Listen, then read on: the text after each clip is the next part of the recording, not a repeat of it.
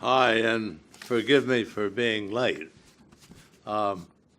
This talk really is called The Metabolism of Love, or How a Trainwreck Became a Superstar, and to sort of stay in keeping with the fact that it's still 4 in the morning California time, I have the wrong set of slides, but I can wing it from this. Anyway.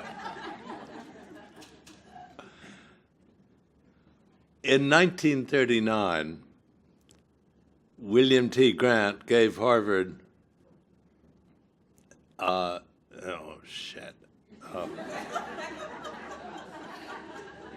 Okay, well, we'll let that stay there.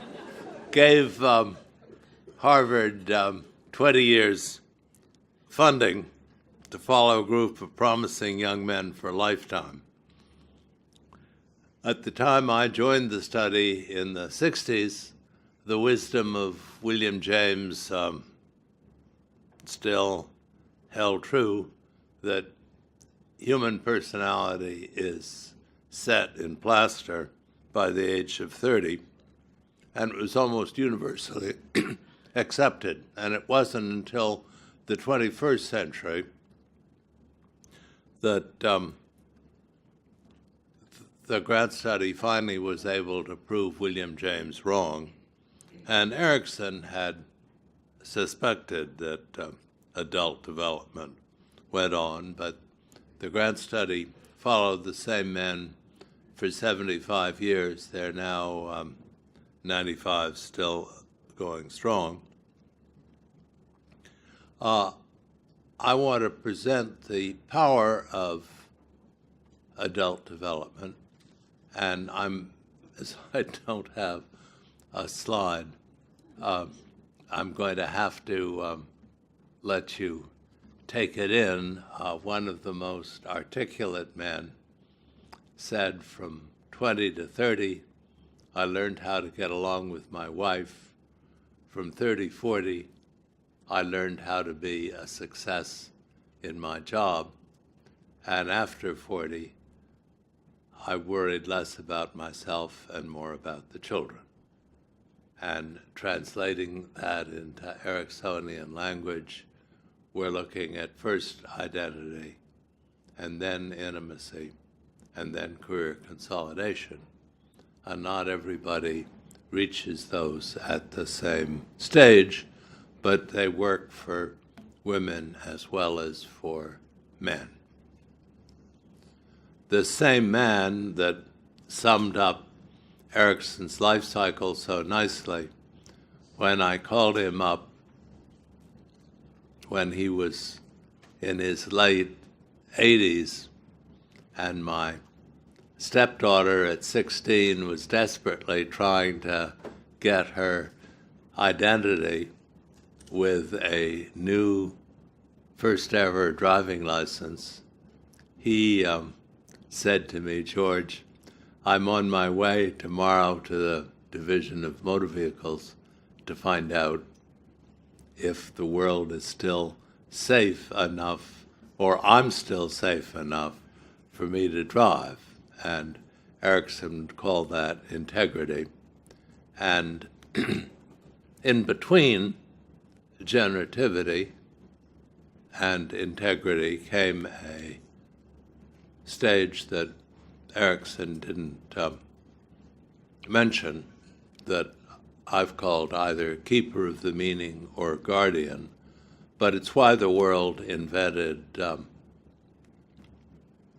grandparents, and why it invented geezers like me that are going to try to resurrect for you Freud's mechanism of defense and ask you to believe in them. Freud had a nice, this doesn't have a, no, it doesn't have a pointer. That's the other thing. Oh, I see, okay. this was Freud's view of the world, that we had a superego and we had something called instinct, which is better thought of as the limbic system. And he said it was the ego denied, distorted, or repressed inner and outer reality. And what it really does is reduce anxiety and defenses. But it took Melanie Klein and Harry Stack Sullivan to help Sigmund realize that there's not just one person on the couch, but a whole set of relationships. And then in World War II, people got drafted, and psychoanalysis discovered reality. But in effect, all defenses serve to give a little bit of space. And they do it involuntarily. You can't use defenses on purpose, but they magically can take Beethoven's brain, which was grumpy, depressed, and now that he was completely deaf, he'd promised that he would kill himself. And instead, what does he do but totally deny reality? He clearly needed some kind of strenuous psychotherapy to help him with his defense.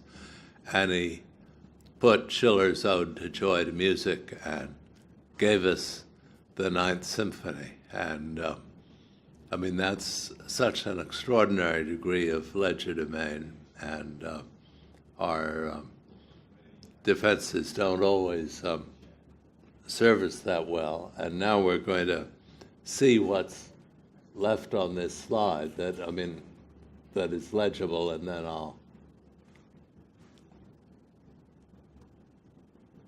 Okay. Here is Beethoven's sublimation. These are adaptive defenses. They come later in life, and they're absolutely wonderful.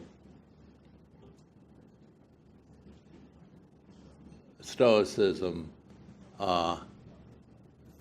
Angela Duckworth has shown that what she calls grit, and I would call Stoicism, goes up steadily as the individuals mature. And it's important to realize that while everybody tells us that after 20, every organ in our body is going south, the one organ that doesn't do that is the brain, which is filled with embryological hope.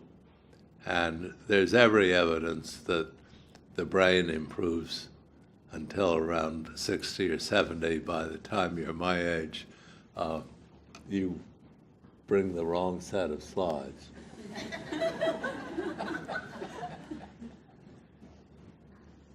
This is just to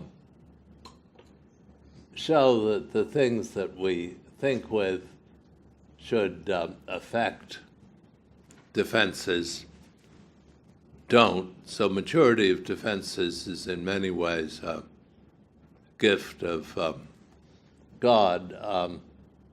Boyhood competence refers to ego strength in childhood, and that helps a bit. And a warm childhood helps a bit, but it doesn't show up in this particular slide. You can't read these, but these are the defenses that you've known about all your life: isolation, repression, reaction formation, displacement, and undoing. And here we have the core of what a borderline is. And I gravely upset John Gunderson by writing a paper, "The beginning of wisdom is never calling a patient a borderline." But I was pleased to know that Kernberg had the paper reprinted and handed out to his students. Now, the premise here is, in John Mack's terms, a borderline is a personality disorder that's never learned a specialty. And you all know about projection, you all know about fantasy. Dissociation is fugue states. Acting out and passive aggression are familiar.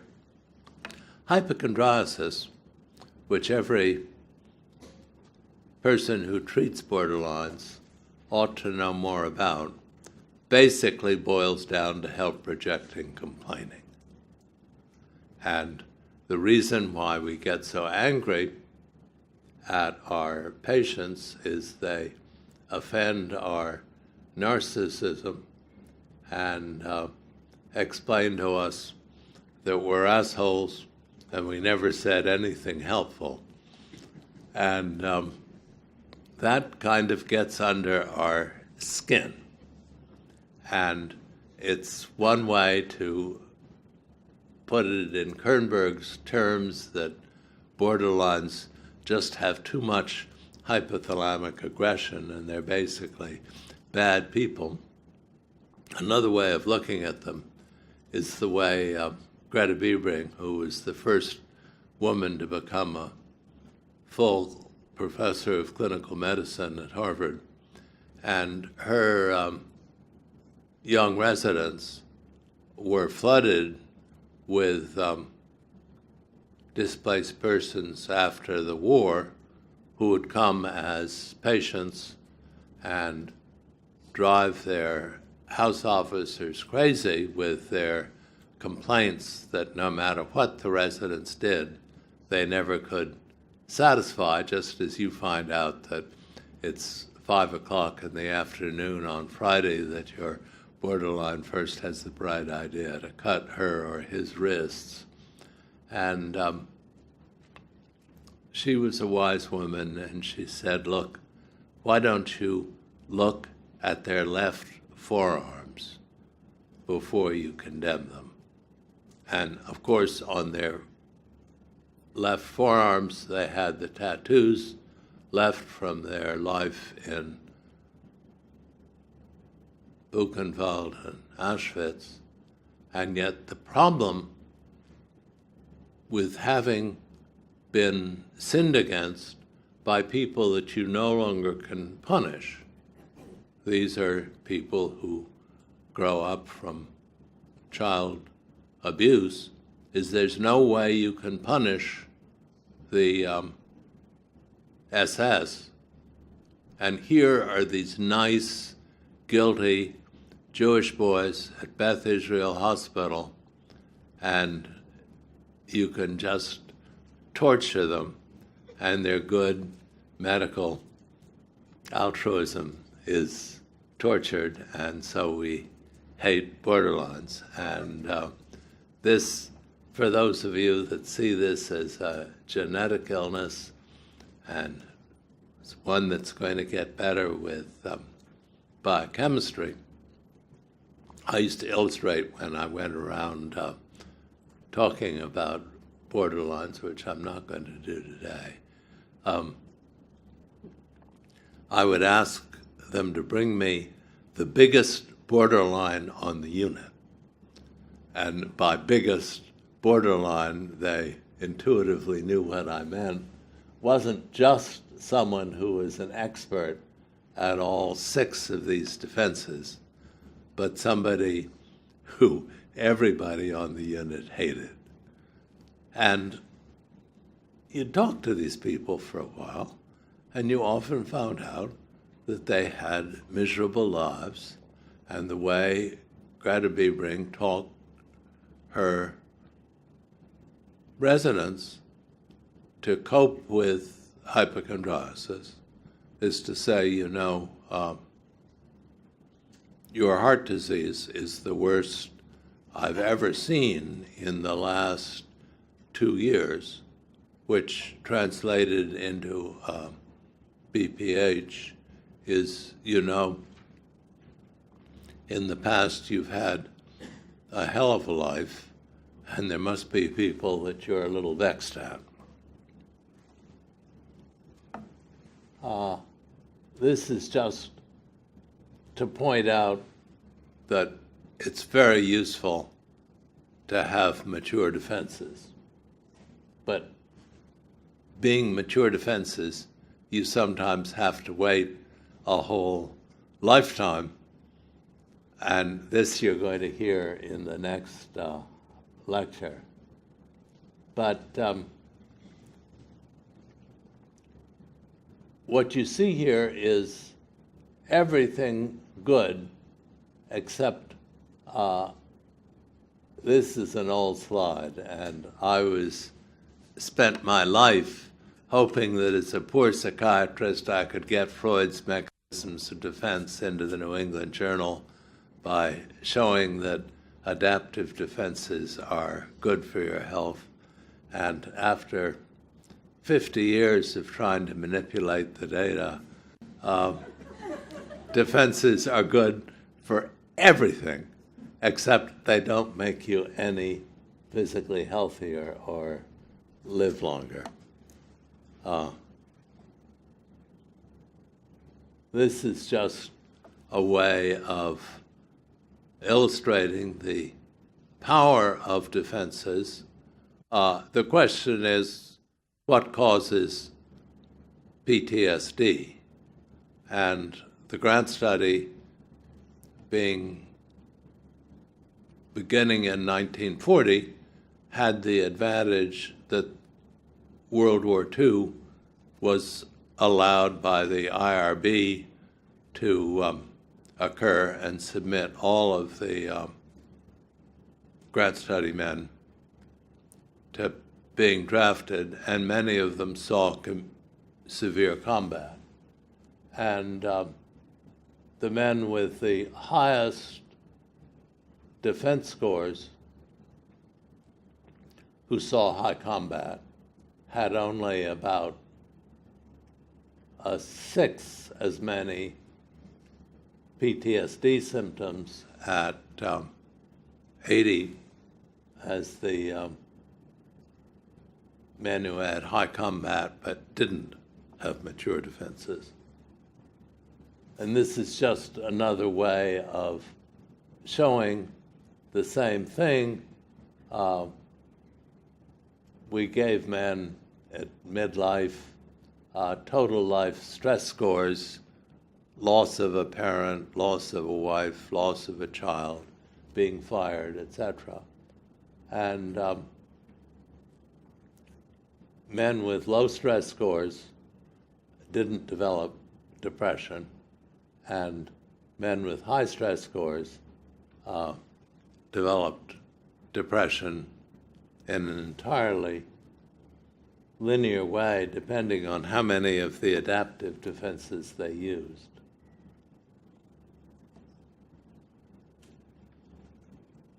This is not part of the talk, but it's to show you what goes on if you just do long-term follow-up like Mary Santorini and not cut short. My inner city men were picked to be controls for a study of delinquency.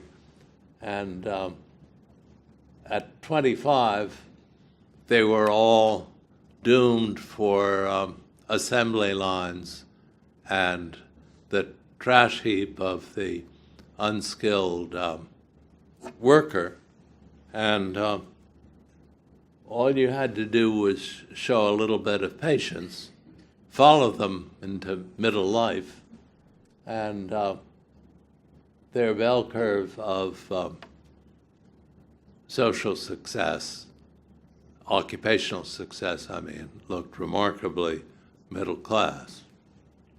So one reason psychoanalysis works is it takes so long.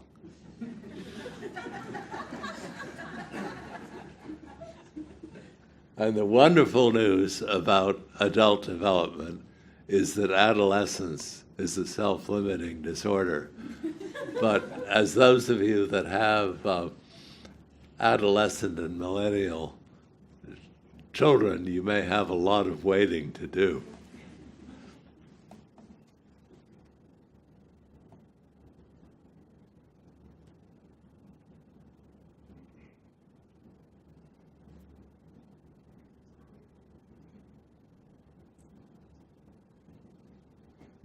This is, again, which is more accurate, which points out that adaptive defenses are much more useful than being educated or being low on the Big Five neuroticism scale, except for one thing: they don't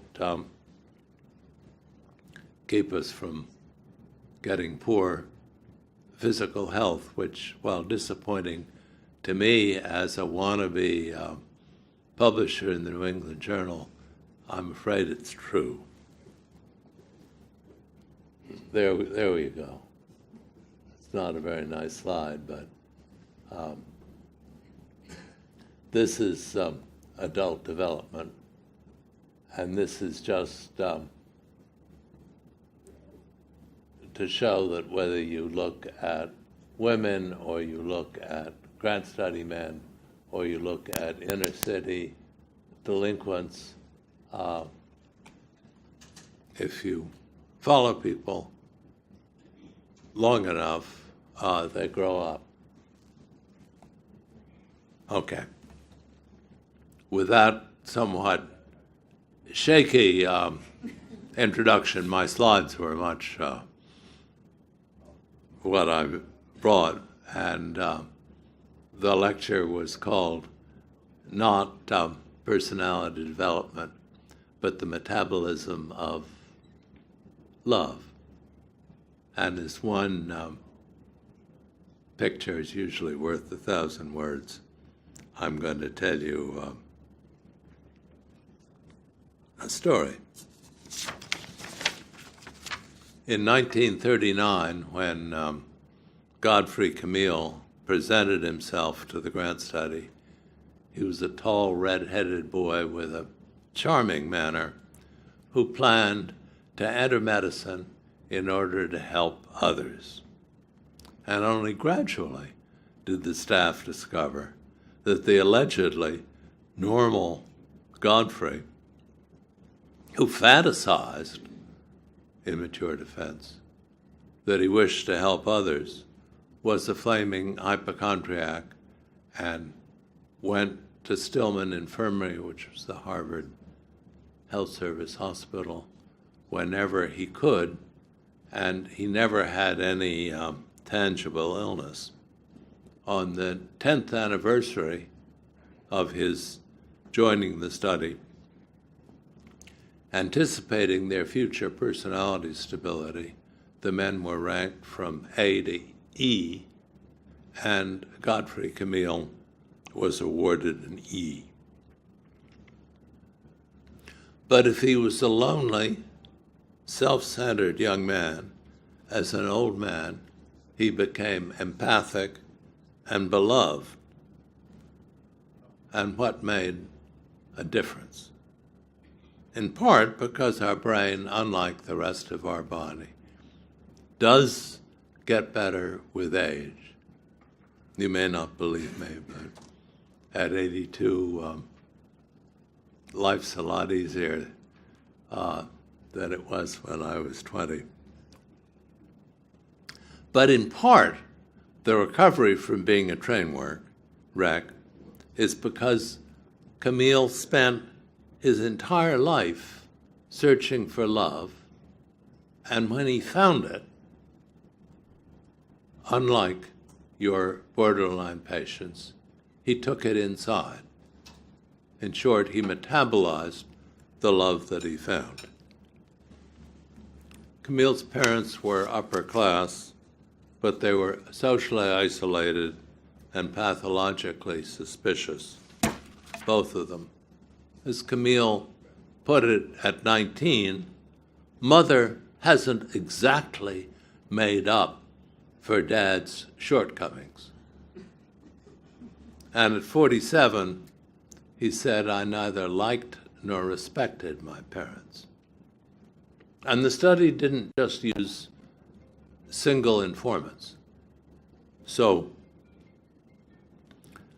the social interviewer who interviewed Mrs. Camille found her one of the most nervous people I've ever met, a past mistress at self-deception, and a clinical psychiatrist who reviewed Camille's record agreed it was one of the bleakest in the study. Unloved and not yet grown into a clear identity, Camille survived with frequent visits to the hospital.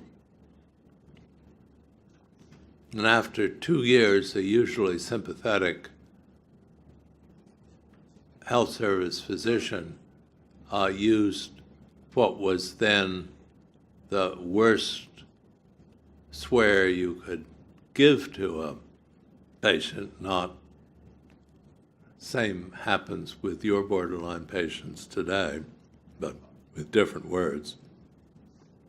Said, this boy is turning into a regular psychoneurotic. Grand study men didn't do that.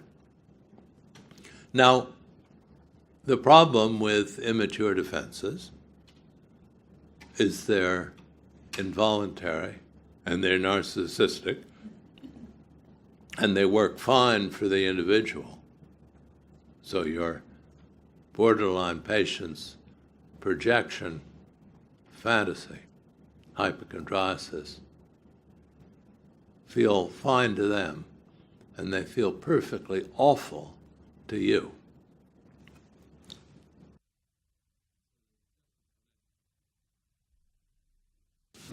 Immature defenses keep others from connecting with you. At the time of his 10-year personality assessment, Camille not only got an E, but was deemed unfitted for the practice of medicine. Nevertheless, he went to medical school after graduation, made a passive-aggressive suicide attempt, being terrified of taking care of dependent patients.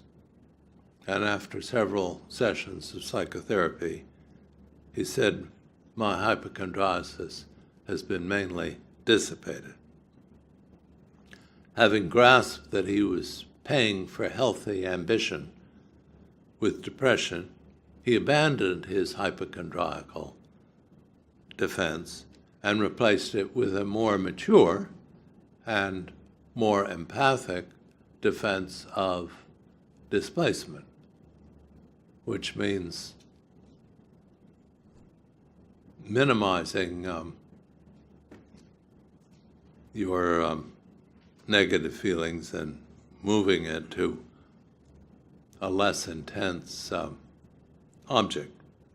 For example, when his beloved brother died, he sent the study an autopsy protocol and said, I think this may be a subject of interest. And when his mother died, he simply informed the study that I received an inheritance from my mother, neglecting to say there's only one way you can do that.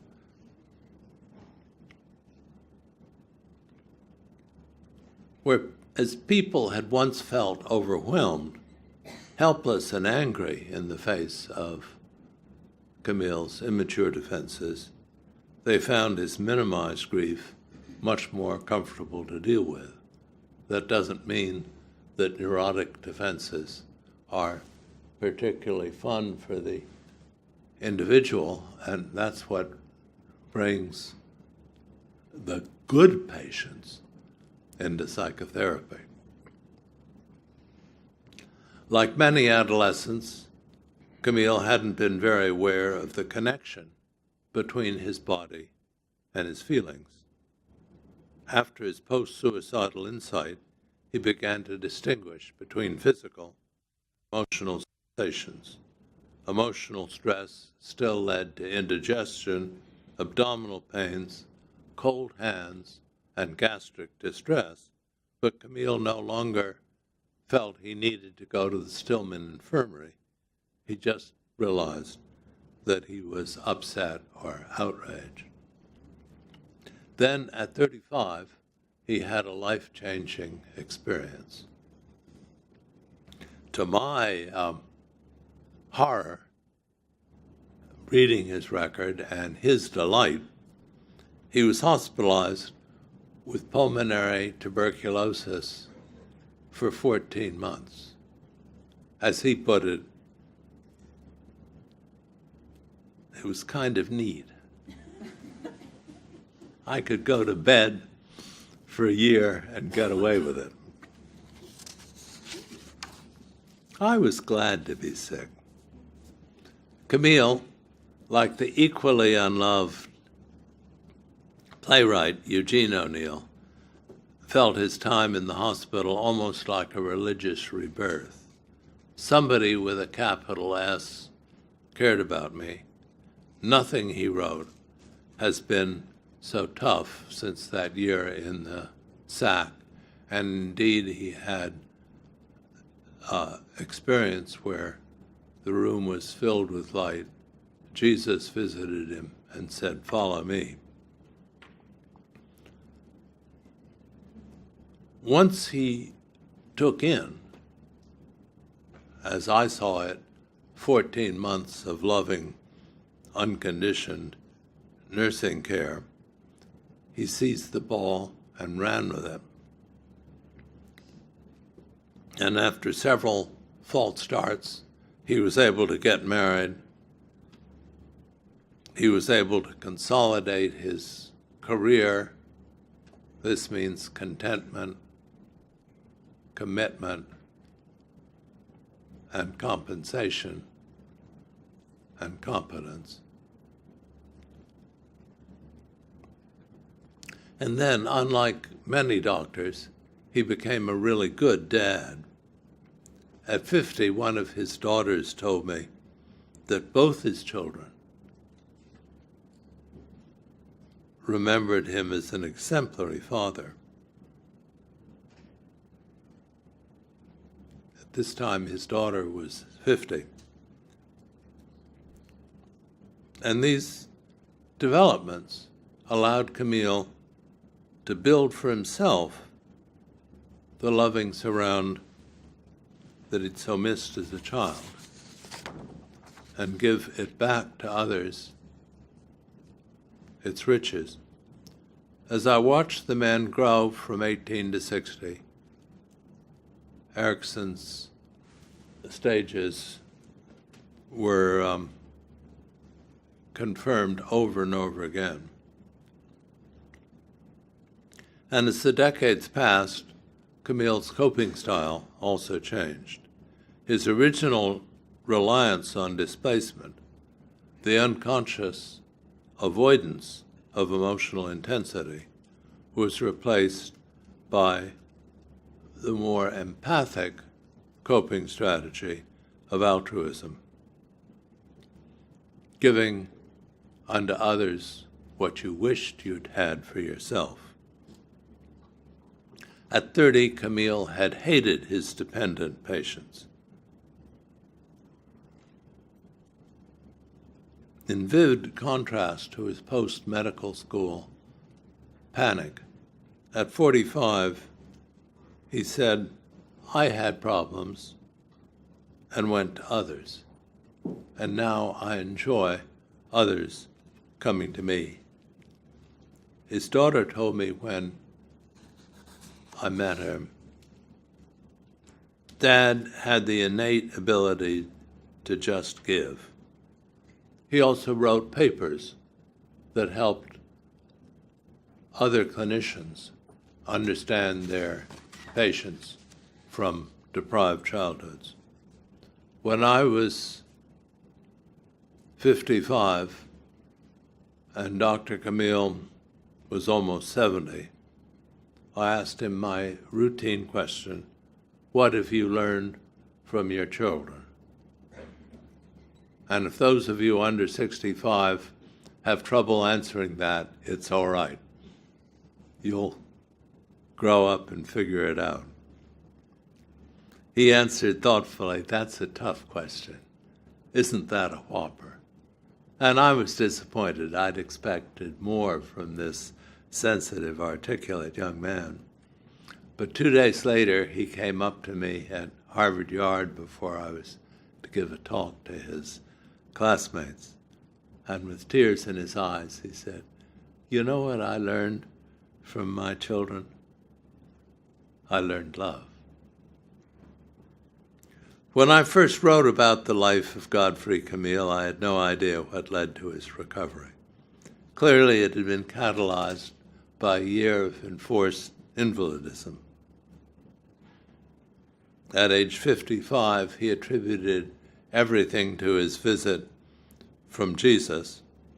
I was inclined to think it was all that loving nursing care he'd received, but neither explanation is very satisfactory.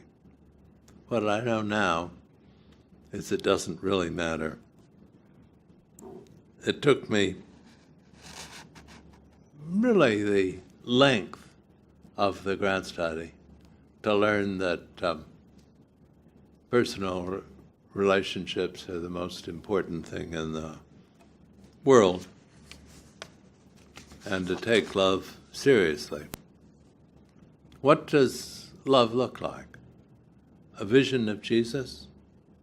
A nurse? Or a loving daughter? Love's complex for everybody. At 75, Camille described in greater detail how love had healed him. This time he needed no recourse to Freud or Jesus. He used the children's tale of a stuffed bunny who became real through a child's love. His 50th Harvard autobiography began, before there were dysfunctional families, I came from one. The truly gratifying unfolding has been into the person I've slowly become, comfortable, joyful, connected, and effective. That children's classic, The Velveteen Rabbit, tells us how connectedness is something we must let happen to us. And then we become solid and whole. As that tale recounts tenderly, only love can make us real. Denied that in boyhood for reasons I now understand, it took me years to tap substitute sources.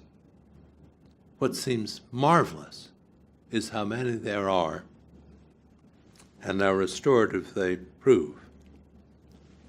But that's not the end of his story.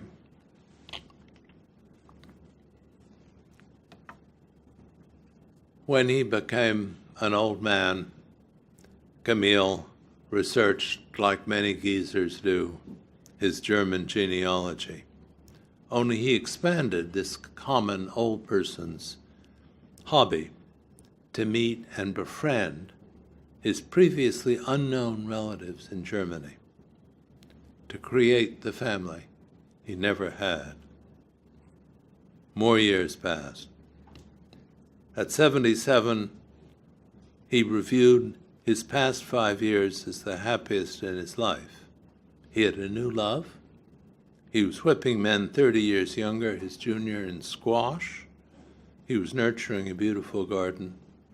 And he was deeply involved in the community of Trinity Church.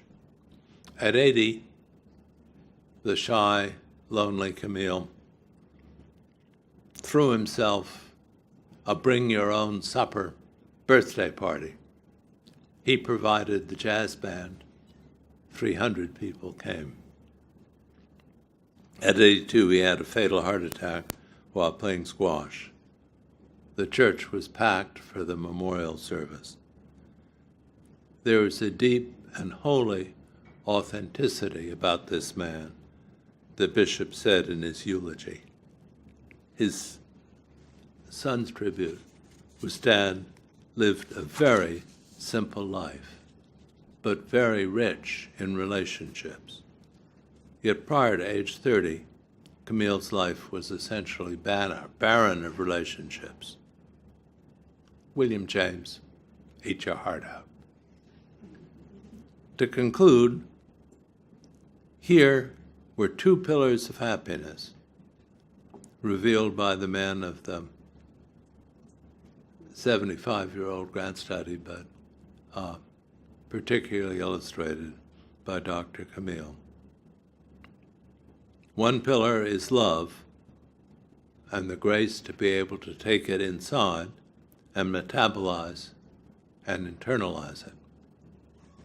The other is to unfold an empathic, if involuntary, means of coping with life's difficulty that doesn't push love away. Thank you.